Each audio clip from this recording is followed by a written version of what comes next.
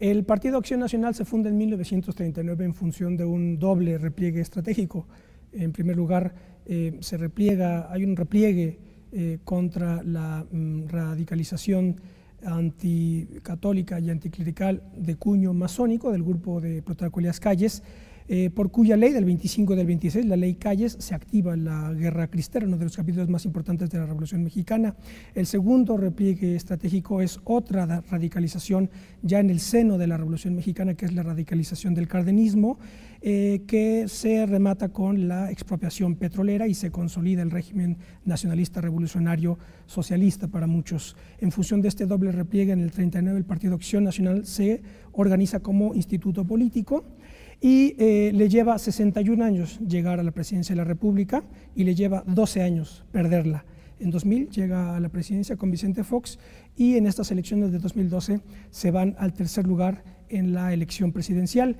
En la hora que sigue haremos un análisis de este interesantísimo material histórico, independientemente de que se esté o no de acuerdo con este partido. El material que ofrece es de gran interés, es una de las grandes formaciones ideológico-políticas del siglo XX mexicano, y en la hora siguiente pues trataremos de analizar claves y razones que explican esta trayectoria para tratar de responder a una disyuntiva que nos pone de un lado la hipótesis según la cual esta derrota es una derrota electoral más dentro de un sistema democrático normalizado, o la hipótesis a la luz de la cual estamos ante una debacle histórica de magnitudes mayores. No se vayan, esto es Plaza de Armas.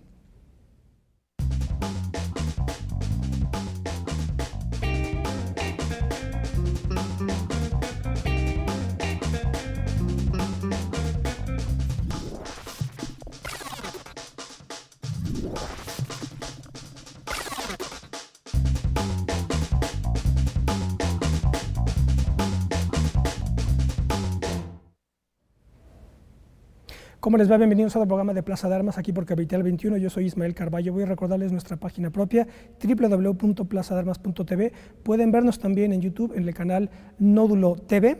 Y bueno, pues en televisión abierta y en el canal de Capital 21. También les recuerdo nuestro correo electrónico plazadearmas c21@gmail.com. Bueno, Acción Nacional, derrota electoral o debacle histórica será el tema, un poco la pregunta que preside esta tertulia, para la cual tengo el gusto de saludar al doctor Víctor Alarcón. Hola, Víctor.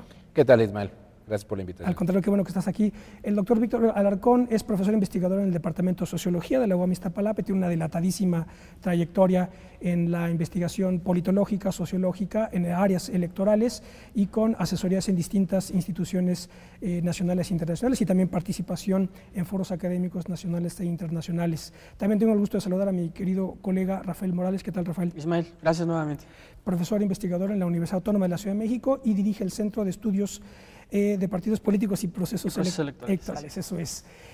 Bueno, pues traigo dos, les recuerdo, por cierto, el doctor Alarcón acaba de publicar precisamente por parte del Instituto Electoral del Estado de México, Elecciones y Partidos en el Espacio Transnacional Europeo, 1979-2014, recién salido de imprenta. Y bueno, yo les traigo, simplemente para entrar ya en materia, dos libros fundamentales. El primero, seguramente que hay más investigaciones, pero el primero es el clásico de Soledad Loaesa, El Partido Acción Nacional, La Larga Marcha, 1939-1994, Oposición Leal y Partido de Protestas. Ese es un clásico para entender qué es el Partido Acción Nacional. Tengo otro también de gran interés, que son las memorias póstumas, digamos, de don Jorge Eugenio Ortiz Gallegos. Él fue un militante de pies a cabeza del PAN y después rompe con Partido Acción Nacional. El Foro Doctrinario. Del Foro Doctrinario. 90-91. Este es un libro publicado una vez que muere don Jorge Eugenio, que se llama La Mancha Azul, del PAN al Neopan y al PRIOPAN, con prólogo de Bernardo Batis. En Plaza de Armas comentamos con el maestro Batis este libro en su momento. También les traigo, nada más para referencia, un texto que es fundamental, que son los 4 tomos de las entrevistas históricas que hacen James Wilkie y Edna Monzón Wilkie, el matrimonio Wilkie, frente a la Revolución Mexicana. La UAM precisamente reedita estos 4 tomos, que son entrevistas que hacen ahora les digo, son ideólogos, intelectuales, ideólogos, líderes políticos y candidatos y candidatos y presidente, distintos tomos. Y en el tomo 2, que es el que traigo, está la entrevista con Manuel Gómez Morín de 1964, simplemente para ponerlo aquí como referencia. Ya les digo, este partido es sin duda uno de los más importantes de la historia del siglo XX mexicano, junto con el Partido Comunista, que es el primero, que nace en el 19, el de la Revolución Mexicana, que nace en el 29, y el del 39, que es Partido de Acción Nacional. En realidad esos son los tres grandes formaciones, ¿verdad?, que vertebran de alguna manera la dialéctica política del siglo XX. Aquí la singularidad del PAN es, como ya digo, 60 años, 61 para llegar a la presidencia y 12 para salir de la presidencia, con una candidata que se va al tercer lugar. Soledad Loaiza señala que era un partido de oposición leal. Mi primer comentario sería que en realidad ha sido siempre una oposición leal, pero quizá por vía miserable, porque no lograron mantener el poder político, pero lograron llevar adelante su agenda ideológica, porque precisamente en función del primer repliegue, que fue la Guerra Cristera, el enfrentamiento a muerte con el Estado, con el régimen salinista se reconstruyen las relaciones con la Iglesia, y por otro lado la agenda económica neoliberal de alguna manera también se lleva adelante, se desactiva el nacionalismo revolucionario, pero de mano del priismo neoliberal, de tal suerte que el PAN llega, me parece, desde mi punto de vista, llega al poder cuando ya la reorganización del régimen político ya estaba dada, llega al poder y en 2 sexenios se va y lo dejan. Y salen en una foto hace poco ahí todos sonriendo en la... Bueno, tenían que sonreír, ¿verdad? También. Pero bueno, en fin, es un poco simbólica, dicho con todos los respetos, estamos tratando de hacer un análisis objetivo de lo que pasa. En todo caso, adelante Rafael, Víctor, con sus comentarios. Bueno, mira, yo te diría lo siguiente, o sea, el PAN no podemos verlo como una realidad homogénea, nunca lo ha sido. O sea, el partido te ha tenido corrientes, subcorrientes, interacciones, disputas al interior del partido y siempre ha sido, incluso desde su matriz fundacional, tanto por lo destacado por la doctora Loaiza, que el trabajo que tú has señalado, pero otros colegas como Francisco Reveles, Víctor Reynoso, entre los muchos colegas que estamos en el bajo mundo de la panología, es decir, los que estudiamos desde hace muchos años al Partido de Acción Nacional de manera científica, de manera académica, siempre hemos encontrado precisamente esta disyuntiva que ha sido consenso, digamos, o por lo menos parte del consenso académico, de esta matriz dual que siempre ha alimentado al PAN. Por un lado, la vertiente liberal, encarnada por don Manuel Gómez Morín, y por el otro, la vertiente católico-conservadora, que es la que encarna don Efraín González Luna, que son los dos brazos fundacionales, uno situado en la Ciudad de México, otro en el espacio rural del interior de la República, y entonces estas dos grandes vertientes algunas veces se han juntado precisamente con las versiones más todavía, digamos, más derechistas, que por ejemplo la sinarquista, el Partido Fuerza Popular, el Partido Demócrata Mexicano, hoy el Yunque, que hoy sería una valoración, digamos, de lo que compone a esta versión católico-conservadora hoy en día al interior del PAN, y por el otro lado la versión, digamos, más académica. Recordemos que buena parte de los fundadores del Partido de Acción Nacional, mucha gente se le olvida eso, el Partido de Acción Nacional tuvo una fuerte vertiente de fundación pública, es decir, en la Universidad Nacional Autónoma de México, es decir, es un partido de orden público, es de orden civilista, recupera la agenda maderista de un desarrollo moral, de cultura política a través de la construcción de la democracia y de los ciudadanos, es decir, esa otra vertiente de individualista, más centrada en la adquisición de derechos políticos, en la emancipación del municipio, en la ruptura del corporativismo, en la ruptura del clientelismo, hay que decirlo así también, una cuestión que históricamente a la izquierda mexicana, incluso hoy en el gobierno, le ha costado mucho trabajo desembarazarse de toda esa tradición, digamos, que entró por la puerta trasera del discurso de la Revolución Mexicana, y en ese sentido creo que también es uno de los elementos muy importantes para también ver que hasta la fecha en el PAN precisamente coexiste la posición que siempre ha tratado de alejarse y de mantener los principios de no colaboración con el PRI, es decir, mientras que por el otro lado existe la corriente pragmática, esta de la que tú mencionabas, que critica a Eugenio Ortiz Gallegos en el texto de La Mancha Azul, que considera que en los últimos 20 o 25 años el PAN fue un partido que se desvió de sus principios fundacionales, que precisamente rompe con esta tradición de oposición leal, es decir, en el sentido de ser oposición a las instituciones, y de alguna manera asumir que la llegada al poder pues no es nada más por el poder mismo, sino está en función de construir un modelo democrático en donde los ciudadanos efectivamente tengan la mayor cantidad de espacios, la mayor cantidad de elementos específicos para su crecimiento y desarrollo. De hecho, la corriente del foro doctrinario en el 90-91 con Jesús González Esmalde, Bernardo Batis, Eugenio Ruiz Gallegos, entre muchos otros. Mauro González Luna. Mauro González Luna, que muchos de ellos pasaron a formar parte del PRD fundamentalmente.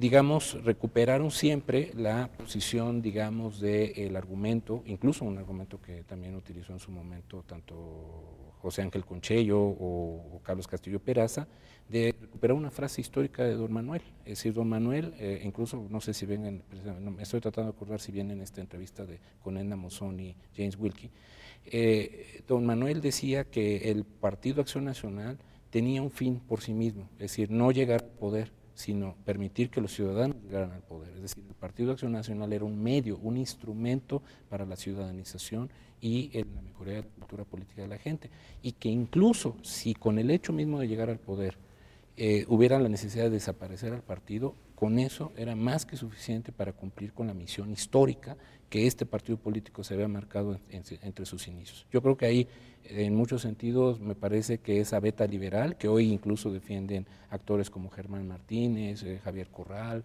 y algunos otros que están dentro de este debate que incluso se está volviendo a reactivar en el momento presente dentro de cuál es el rumbo futuro del PAN, me parece a mí que marcan en mucho las coordenadas de lo que sigue siendo incluso la actitud dubitativa que vemos hoy en día del propio presidente Gustavo Madero, de decir vamos no a la anulación de la elección presidencial en este momento en el 2012, pero sí vamos a intentar la convergencia o retomar las alianzas programáticas con la oposición perredista en el ámbito federal para tratar supuestamente de evitar el avance de la cultura priista. Entonces, como puedes ver, pues mucho de este tamiz histórico que he tratado de sintetizar en estos pocos minutos, pues te dan un poco la idea de la condición bifronte que tiene en su discurso y en su práctica Acción Nacional a lo largo del tiempo. Rafael, un primer Sí, bueno, yo agregaría lo que el doctor Alarcón ha comentado de manera muy acertada, que para definirlo en 3 pinceladas, Acción Nacional es un partido de derecha civilista, laico y además con un fuerte carácter nacional o nacionalista. Digamos que estos fueron los 3 vertientes que definieron Acción Nacional durante el siglo XX y en buena medida, como un agente de organización o de modernización, se puede ver en el Estado mexicano la impronta del propio Partido de Acción Nacional, es decir, mantener esas posiciones bajo un esquema autoritario, bajo un esquema de pluralismo limitado. Seguramente para Acción Nacional no fue nada fácil. Sin embargo, yo no creo que los principios se hayan traicionado o que Acción Nacional se haya desviado de este primer perfil con el que operó, digamos, durante todo el siglo XX.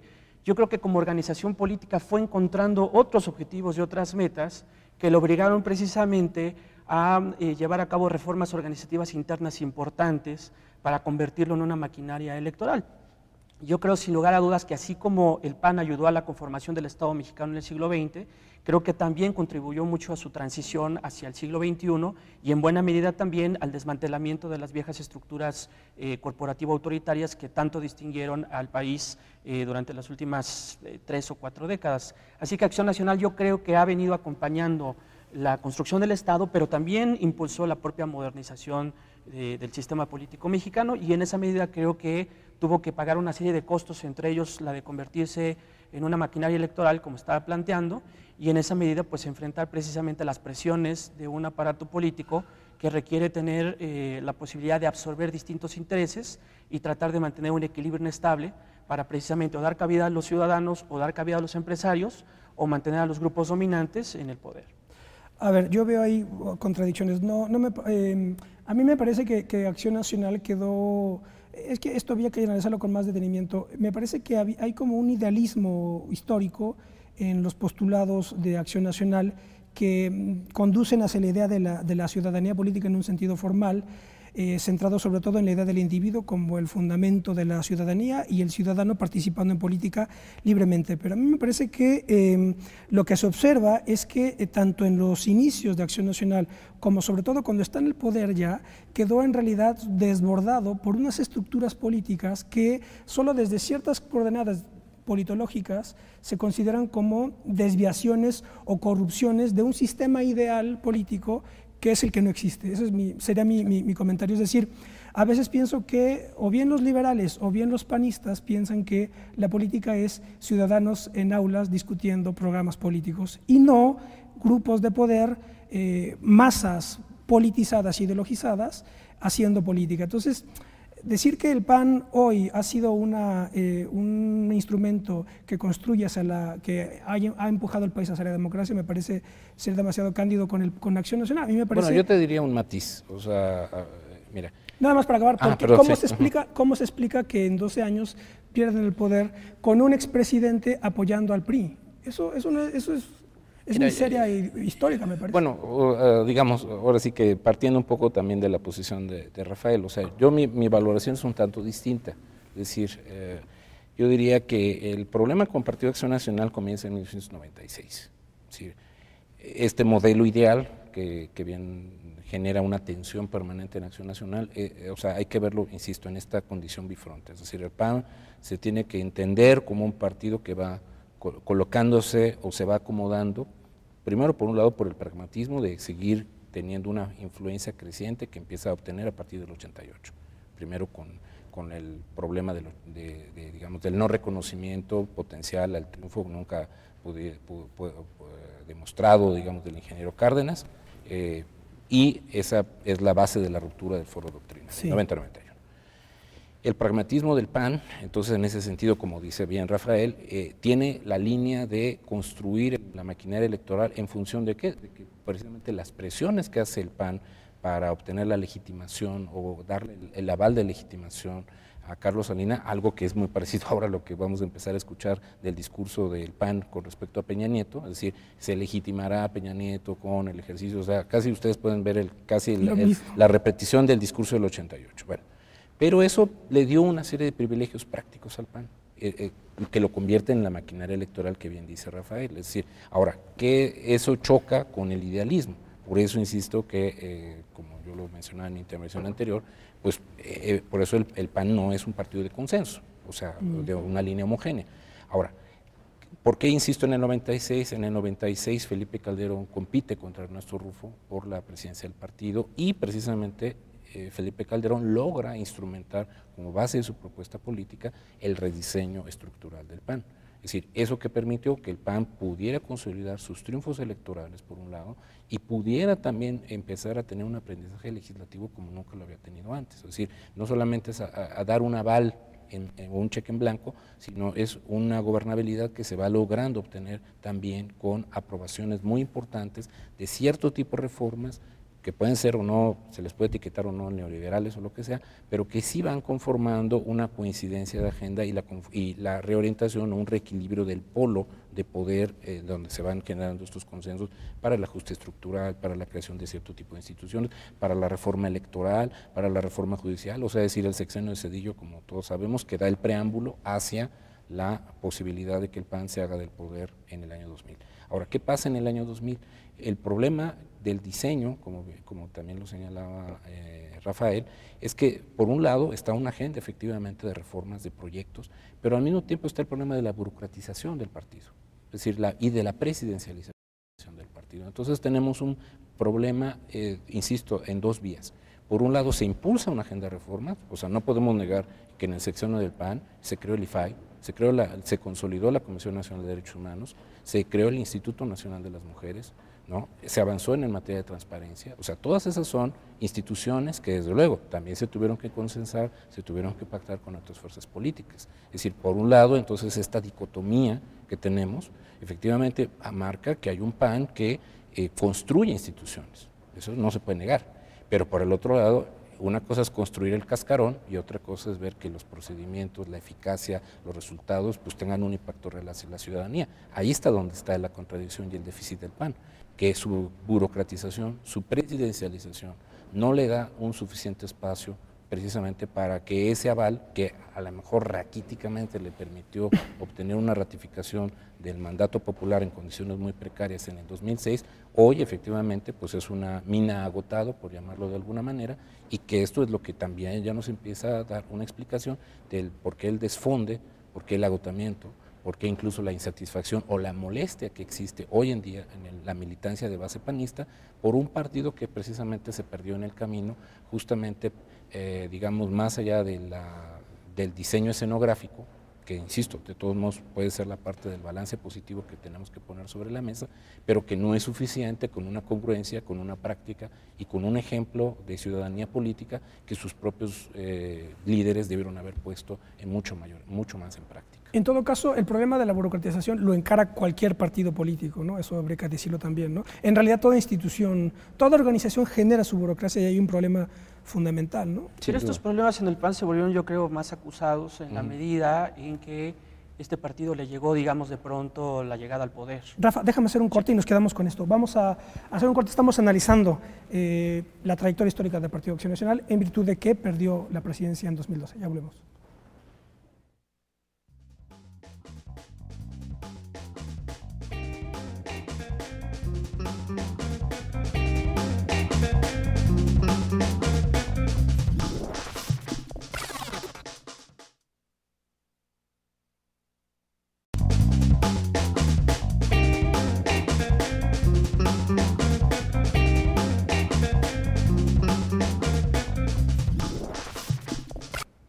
Ya estamos de vuelta, esto es Plaza de Armas, estamos conversando con el profesor Víctor Larcón de la UAM Iztapalapa, Departamento de Sociología, y el profesor Rafael Morales de la Universidad Autónoma de la Ciudad de México. Nos quedamos con el comentario de Rafael hablando de el problema, el fantasma de la burocratización que todo partido, toda institución encara, que realmente cuando alguien se queja, en realidad está hablando ahora sí que de un trámite de la vida de un partido, ¿verdad? Todo el mundo pasa por eso, ¿no? Yo recuerdo muy bien que Carlos Castillo Peraza había hecho el planteamiento en su momento, por allá en los años 90. Su preocupación estaba bien fundada. Él pensaba que Acción Nacional no tendría por qué convertirse, digamos, en una agencia, digamos, de puestos públicos. Y bueno, la preocupación quedaba, digamos, en el sentido de que los intereses dentro de la burocracia empezaran a echar raíz y entonces el partido pudiera ser secuestrado precisamente por estas posiciones burocráticas. Ahora, digamos, como una extensión, estaba también el problema de que el PAN empezaba a ganar cada vez más puestos, sobre todo en ayuntamientos, diputaciones locales. A partir de... sí, a partir de los 90, más o menos, creo que es Víctor no me dejará mentir, creo que es la época donde Acción Nacional obtuvo el mayor caudal de votos de las primeras grandes gubernaturas que se llevó, y cuando se acuña la famosa frase de ganar el poder sin perder el partido. ¿A qué se refería Carlos Castillo Peraza y Felipe Calderón en ese sentido? A que muchas veces cuando se ganaban los puestos públicos, cuando se ganaban espacios en los órganos de representación, los cuadros de donde echaba mano Acción Nacional para llenar esos puestos, pues eran los órganos del partido. Entonces los órganos se quedaban, digamos, vacíos, la gente se desplazaba hacia los órganos de gobierno y entonces el partido tenía otra vez que volver a crear estos cuadros, otra vez a tener que volver a invertir muchísimo tiempo y recursos para generar las estructuras que estuvieran al frente de los comités municipales, de los comités estatales. Entonces, creo que esto es una cosa que se empezó a perfilar desde la década de los 90 y en la medida en que Acción Nacional fue abarcando, digamos, más posiciones, consolidando su fuerza en las regiones, en la Cámara de Diputados, pues este problema desde luego se volvió mucho más fuerte. Yo nada más dejaría aquí mi comentario aludiendo a la importante reforma organizativa que se lleva a cabo en el 2001, una reforma interna que tiene precisamente como fin ajustar al Partido Acción Nacional a su nueva condición de partido gobernante y inclusive como partido de carácter presidencial. Es decir, ya se reconoce en sus estatutos la posibilidad de que el presidente forme parte de la como miembro permanente de la, del Consejo Político Nacional. Se van dando todos estos ajustes de manera de que se va proyectando el partido como una organización de carácter mucho más profesional. Pero desde luego estos son problemas que Acción Nacional va empezando a presentar en la medida en que el poder cada vez está más cerca de su organización. Y esto es algo que yo creo todavía Acción Nacional no termina por resolver, entre otras cosas, por ejemplo, la relación partido-gobierno, la relación del partido con sus funcionarios. Y con lo de la candidatura, porque es lo que les iba a preguntar, que una singularidad de estos dos sexenios de Acción Nacional es que, a diferencia del esquema que logró articular el PRI de manera aceitada, era que el presidente de turno prácticamente designaba, había un consenso simbólico que también, no nada más era simbólico, era real, ¿verdad?, de los sectores del partido, apoyaban o arropaban al candidato del PRI elegido por el presidente. Ni en 2006 ni en 2012 el presidente de turno logra hacer que su candidato quede como candidato a la presidencia. Vicente Fox no logra hacer que avance la candidatura de Santiago Creel, gana Felipe Calderón, y Felipe Calderón a su vez en 2012 no logra hacer avanzar a su candidato, que era Ernesto Cordero, y queda Josefina Vázquez Mota. Un poco parte de este aprendizaje que está ahí, ¿no? Yo te diría que hay otro eje más importante con la expresión ganar el poder sin perder el partido. Y esto nos lleva a este otro problema que tú bien detectas, Ismael. La frase está dirigida en un contexto donde Felipe Calderón encarna al sector tradicional del partido contra los neopanistas, es decir, contra el sector empresarial. Entonces, la frase no solamente está en función de la burocratización del partido, sino contra los advenedizos que vienen a transformar o a destruir la tradición panista, es decir, los empresarios como Vicente Fox. Es decir, desde ese entonces está planteada la diferencia entre Felipe Calderón y Vicente Fox, que por eso es muy importante resaltar el año 96. Y lo que pasó hoy, ¿no? Y lo que pasa hoy. Ahora, es decir, es un problema que, insisto, está presente, es decir, este otro eje de disputa, que no solamente es entre conservadores o liberales, sino es también entre panistas de bases generacionales distintas. Entonces esto crea redes de poder y valores también que están imbuidos sobre la manera en que precisamente uno se entiende en el famoso solidarismo, es decir, el solidarismo económico contra el neoliberalismo económico. Es decir, ese también es otro importante eje de coordenada con que podemos armar la cuadrícula panista. Entonces, esto lleva precisamente, como bien decía Rafael, a la reforma del 2001, pero también nos lleva a la contrarreforma del 2004. Estatutaria, estamos hablando. Estatutaria. ¿Por qué? Porque precisamente la pelea es que Felipe Calderón da un fight back, por llamarlo así, que precisamente son los preámbulos para tratar de imponerse o mantener el modelo de convención de delegados contra los modelos populistas, contra el neopopulismo de derecha que impulsa Vicente Fox, que hay que hacer basar la militancia en las bases, es decir, las votaciones abiertas, o sea, para tratar de destruir el burocratismo clásico que venía, digamos, con la estructura tradicional. Entonces, en ese sentido, la reforma del 2004, que es lo que establece 2004-2005, primero vamos a pedir mayor antecedentes de militancia para poder adquirir un puesto de elección popular. Esto ha sido también un elemento que ha peleado, y después hubo una nueva contrarreforma un poquito después en ese sentido, pero en 2004-2005 fue una pelea muy importante precisamente porque eso fue definiendo las reglas en donde Felipe Calderón logró que precisamente contra la expectativa de Vicente Fox de que la elección fuera abierta a toda la ciudadanía, Felipe Calderón logra primero desmontar, digamos, la aspiración foxista y logra preservar, como ha sido hasta ahora. Paradójicamente, el propio presidente Calderón no aprendió de su propia estrategia de que estas votaciones a ras de militancia pues dan una conformación, un rostro muy distinto y un control y de gestión de alianzas que precisamente él mismo no aplicó en su decisión del 2006 para apoyar a Ernesto Cordero, y precisamente es por ahí, en esa militancia de base que siempre se ha considerado en los últimos años excluida, no panista, no imbuida con la idea de que el PAN es el que está en el gobierno, sino que se preservó al PRI en el sector de seguridad, se preservó al PRI en el sector económico, se preservó al PRI en varios aparatos financieros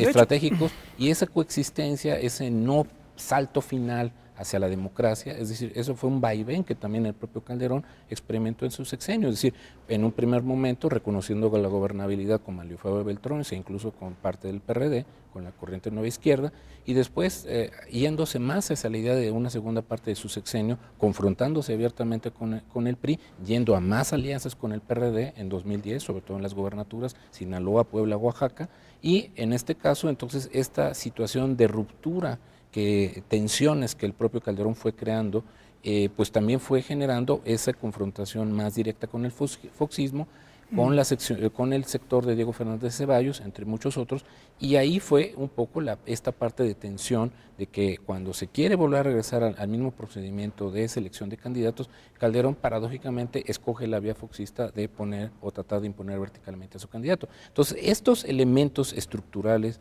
como bien lo dijo Rafael, nos van dando una idea de que el PAN precisamente se fue desfondando tanto en sus reglas como en sus prácticas, y esto es precisamente ahora el retacerío, por llamarlo así, de cristal de daño que se está empezando a reacomodar en este momento. Sí, porque habrá que señalar que, como debe saberse, la dialéctica política no se agota en el mapa electoral, en el mapa partidista, además de que los partidos tampoco son unidades cerradas y armónicas, sino que están también internamente partidas, dicho metafóricamente.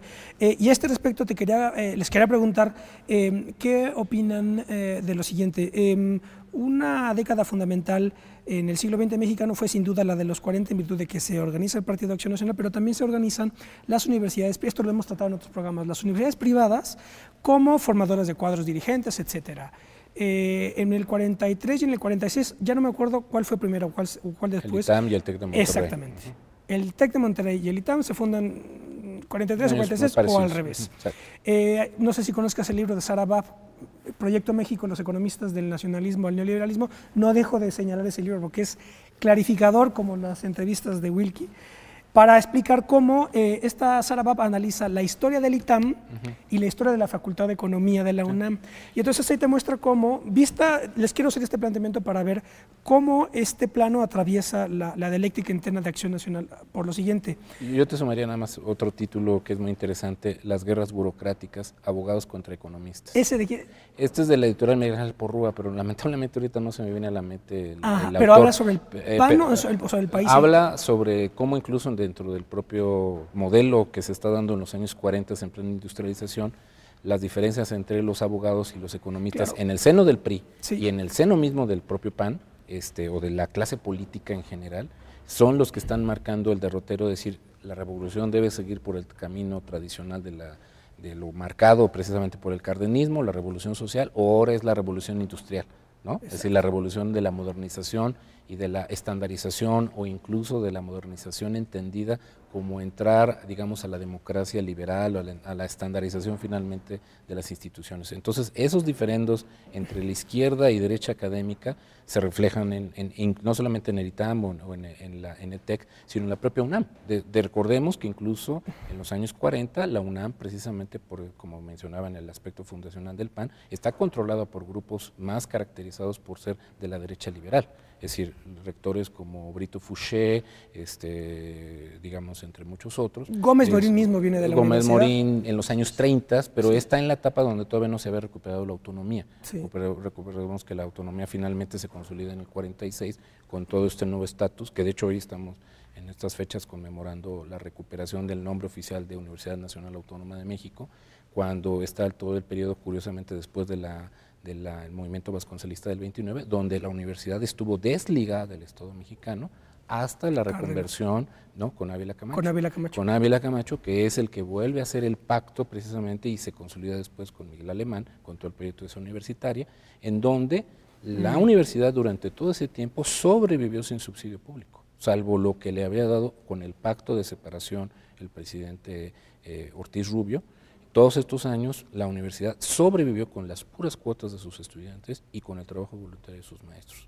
Entonces eso también es una cuestión muy importante que en la historia, esto lo ha documentado muy bien los libros de María Teresa Gómez Montt, que ha sido la que ha estudiado la trayectoria de Gómez Morín en sus años de rector de la UNAM y posteriores, y yo creo que esos son también elementos por eso muy interesantes de cómo la conceptualización de los líderes históricos del PAN pues precisamente también han tenido una posición de crítica y de distancia con la idea del estatismo o de la fundamentación casi diríamos imprescindible de que el Estado debe estar presente en todo. Entonces, de hecho, esa es una de las partes críticas interesantes, fundamentales, de cómo entender la concepción o el mundo de vida de los panistas.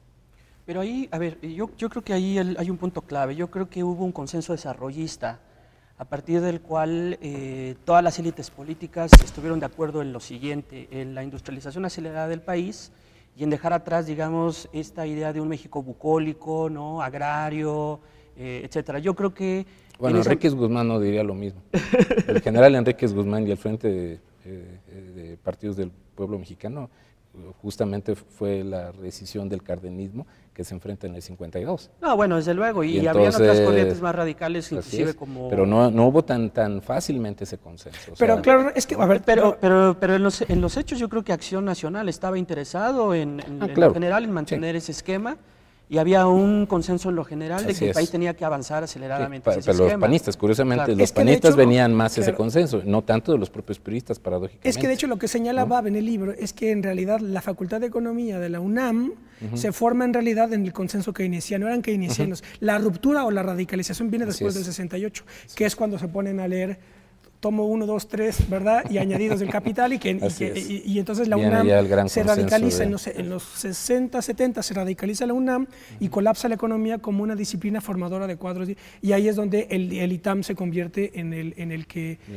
bueno, la UAM la crean como válvula de escape y el CIDE como válvula de escape para la izquierda, pero el ITAM se posiciona como, yo voy a formar los cuadros que van a dirigir el país. Claro, pero porque se rompió el consenso. O sea, claro, viene el consenso, es decir, no pero ya estamos hablando de los años finales de los años 70, 80, pero lo que es muy interesante es ver cómo el PAN entra, en todo caso, como bien identifica Rafa, yo más bien situaría que el PAN entra en esta suerte de hibernación, digamos, testimonial, solamente hasta los años 70, es decir, efectivamente. Es decir, durante todo este lapso, salvo su participación en el proceso de la reforma electoral de 64, es decir, salvo ese proceso y la actuación un poco dubitativa del PAN en el 68, el resto del tiempo el PAN fue un partido, digamos, testimonial, es esto de la oposición leal fue la oposición leal, digamos que en un momento dado, a sabiendas de que se iba a perder, de todos modos se iba,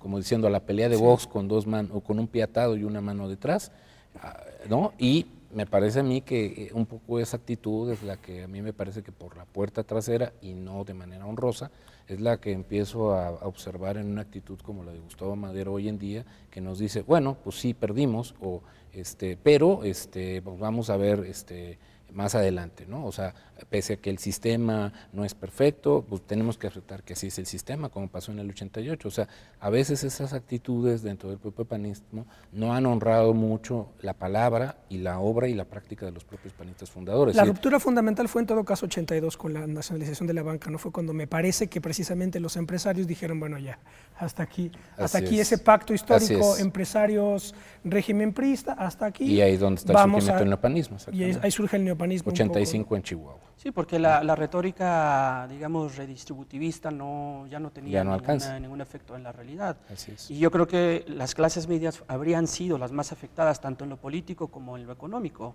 De manera que Acción Nacional pues tenía frente a sí un esquema muy generoso, digamos, de un nuevo sector social que iba a ver con buenos ojos su crecimiento y un espacio donde poder, digamos, procesar esas demandas en contra de un régimen que a todas luces pues, se había agotado, ¿no? ¿Qué análisis harían ustedes ahora en función de estos 12 años que tiene el gobierno, al margen ya de sus dinámicas internas y sus disputas ideológicas, a Acción Nacional como una matriz de poder político estatal? Es decir, como un grupo de cuadros que toman posiciones de dirección política y que enfrentan, para decirlo de alguna manera, o le plantan cara a los factores reales de poder, que son los que organizan en una trabazón determinada lo que es todo Estado. ¿Cómo hacer ese análisis? Tanto más, sobre todo, por ejemplo, con Calderón, que activó este enfrentamiento con los cárteles de narcotráfico, que pues se le salió de las manos, pero bueno, en fin, cualquier régimen pues pudo haber también tomado esa decisión, etcétera. ¿Cómo hacer ese análisis ya de los panistas contemporáneos como grupo de poder político real? Como grupos de poder, ¿no? Digamos, porque precisamente, como habíamos señalado, o sea, por un lado podríamos ver al sector más conservador como es el Yunque, que está, por ejemplo, cuyas cabezas más ostensibles pues son ahorita el gobernador saliente de Guanajuato, Juan Manuel Oliva, o como Emilio González Márquez en el estado de Jalisco, que tiene una práctica política o Alberto Cárdenas en su momento en la época foxista. Y este hombre, digamos, el expresidente del PAN, Espino, ¿no? Bueno, Manuel Espino yo lo ubicaría en otra vertiente, digamos, que se acerca más hacia precisamente a los panistas no empresariales, digamos, como un poco más en la línea de Luis Felipe Bravo, etcétera, digamos, en ese cuadrante. Otro cuadrante es una corriente muy bien establecida, que es la de los abogados que encabeza Diego Fernández Ceballos, Fernando Gómez Montt, Fauci Handa, digamos que ¿Y eso es que Lozano Gracio. Rafael Preciado era abogado también? Era abogado, línea, pero no digamos, bueno, es que yo no haría los símiles, o sea, digamos, un momento, digamos, así como había en el viejo PAN los fundadores Estrada Iturbide, Preciado Hernández, pues desde luego esos estarían más en la órbita cercana, o incluso Lujambio, el Lujambio Senior, el padre de Alonso Lujambio, todos ellos estaban en esta órbita de abogados de la UNAM, ¿no? Pero hoy en día, podríamos decir, está este sector que es la Escuela Libre de Derecho como su principal núcleo fundacional, es decir, de donde viene Calderón, viene este sector de abogados muy tradicionales, muy en este sentido, muy conservadores católicos, pero ahí este es otro sector de abogados más liberales, es decir, por un lado, ahí podemos encontrar a Germán Martínez, por ejemplo, ¿no? O sea, que es quizá ahora el que mejor representa esta liberalidad de abogados panistas que están en esta vertiente. Víctor, déjame hacer un corte, claro que sí, y nos quedamos con esto. No se vayan, estamos analizando al PAN. Ya volvemos.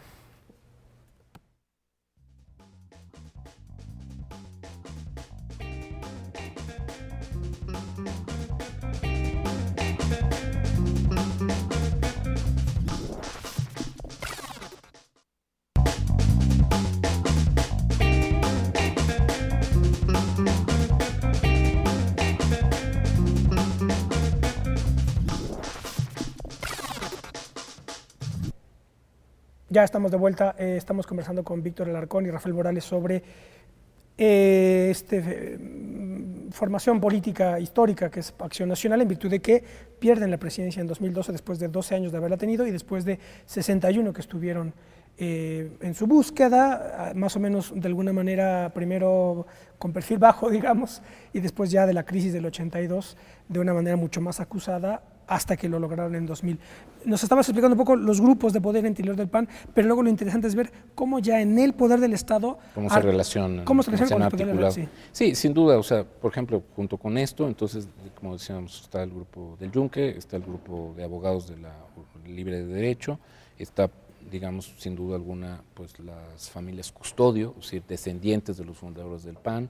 Es decir, la diáspora es muy amplia, es decir, para darnos una idea de los cambios y recambios que han tenido. Las actitudes de colaborar o no con el PRI es un valor, las actitudes sobre el modelo económico es otro valor, nacionalista o globalista, entre muchas otras vertientes. Pero lo que es interesante, como tú bien nos estabas mencionando, es cómo en los últimos tiempos ellos trataron de crear esta coalición de poder apoyándose en empresarios de muy diverso corte, en organizaciones sindicales, como puede ser la maestra del Baster Gordillo, y específicamente cómo eso forzó un cierto nivel de diálogo con el PRI y en algunos casos también un acercamiento con una parte del PRD, como fue la parte de la posición de Nueva Izquierda en su momento, y pues todo este tipo de factores que han venido tratando de generar una vertiente, no solamente de diálogo o de negociación forzada, sino que en un momento dado para intentar sacar las pocas o las muchas reformas que han tratado de pasar y que siguen estando pendientes. Es decir, finalmente el PAN,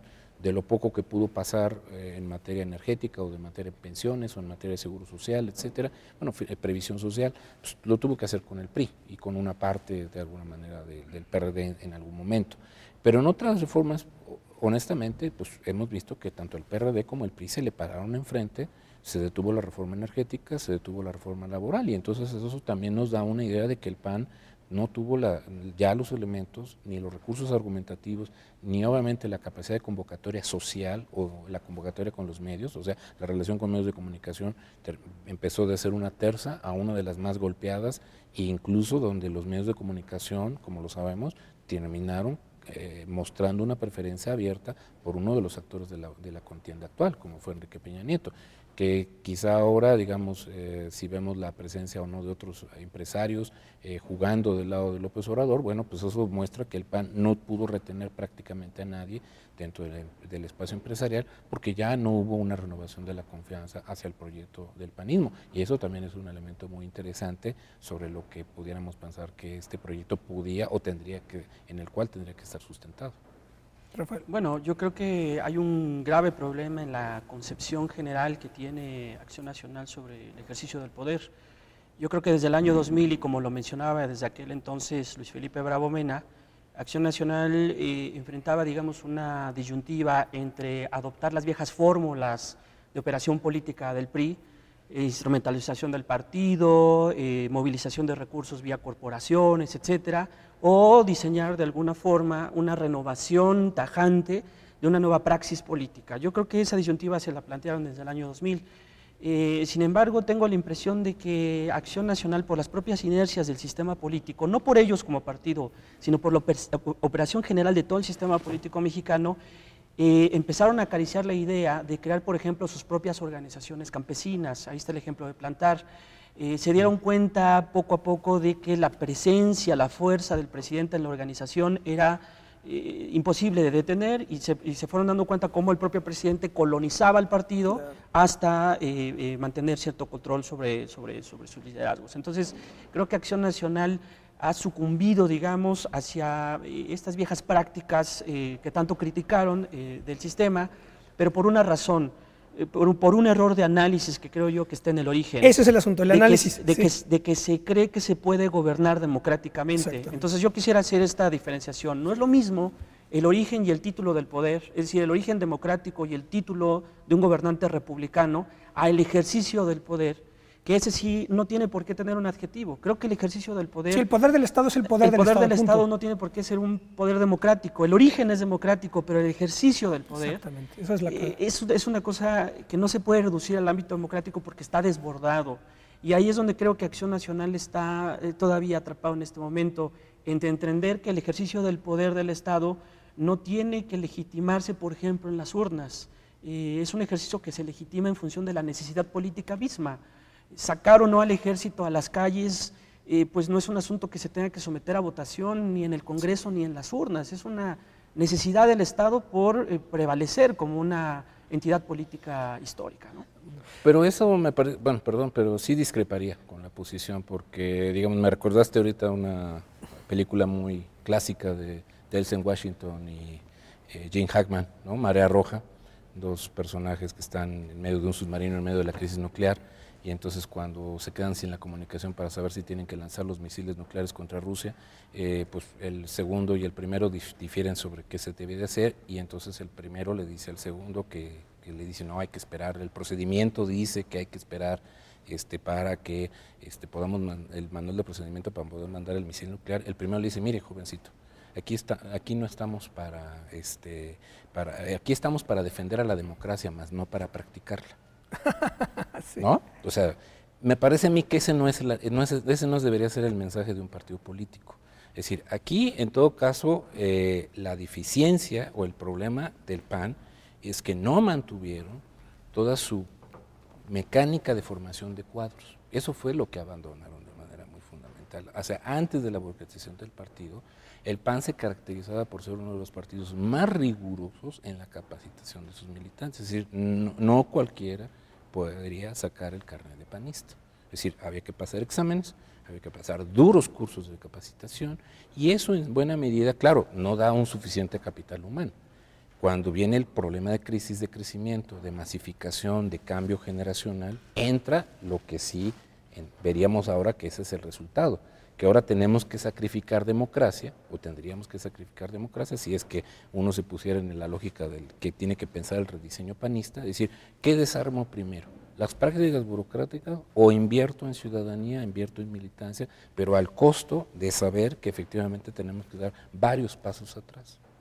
Entonces, ese sí es un megadilema del tamaño de una catedral. Sí, pero... Ahora, si el pragmatismo me dice que yo debo conservar las posiciones de poder, bueno, pues es evidente que entonces el PAN va a entrar en una larga, desde mi punto de vista, larga etapa de desierto, hasta que vuelva a venir un renovador un líder renovador que cohesione, un Cloutier o algo, un Fox o algo, un líder que tenga estas características de suficiente convocatoria social o de un discurso renovador para volver a poner en orden el discurso y tratar de asociarlo con una cierta práctica, para que el efecto imitación, práctica y ejemplo puedan estar otra vez como en cierta sintonía. Mientras tanto, tendríamos que conformarnos con lo que dice bien Rafa, de que pues tenemos entonces que ser pragmáticos, conservar el poder por el poder, y bueno, pues efectivamente, eso es lo que va generando que el PAN, incluso aquí en el DF, esa crisis que se puede identificar,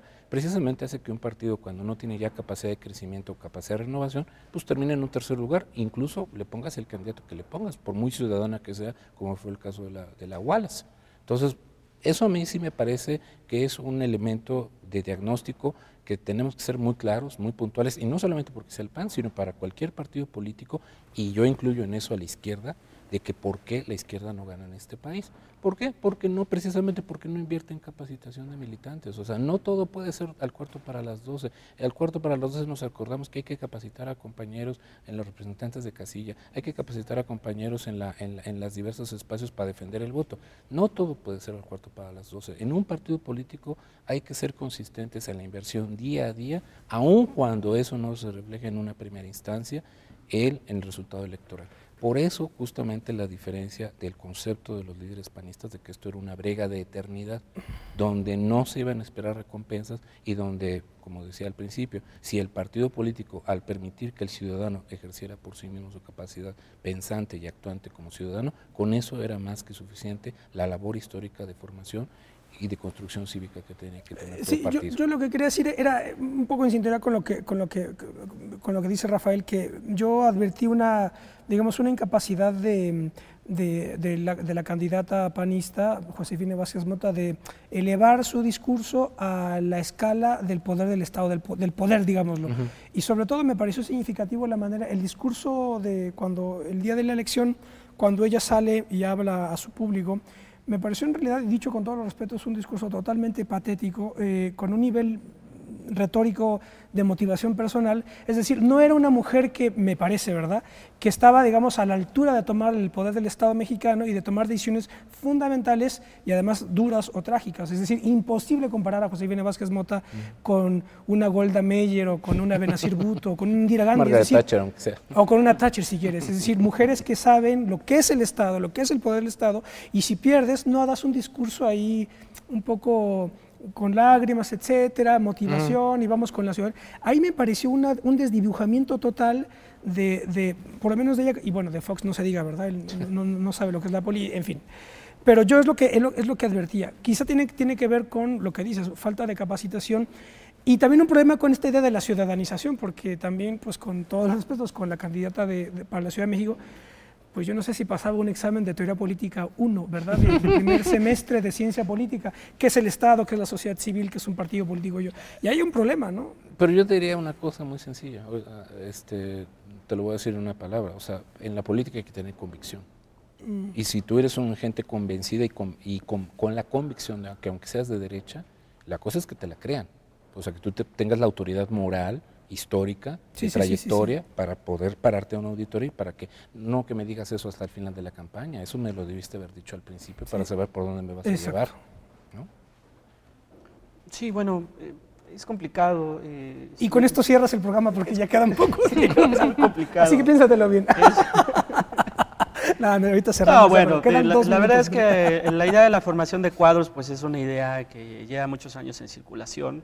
Yo creo que los partidos han de alguna manera despreciado esta idea, a pesar de las administraciones importantes que reciben por parte del gobierno.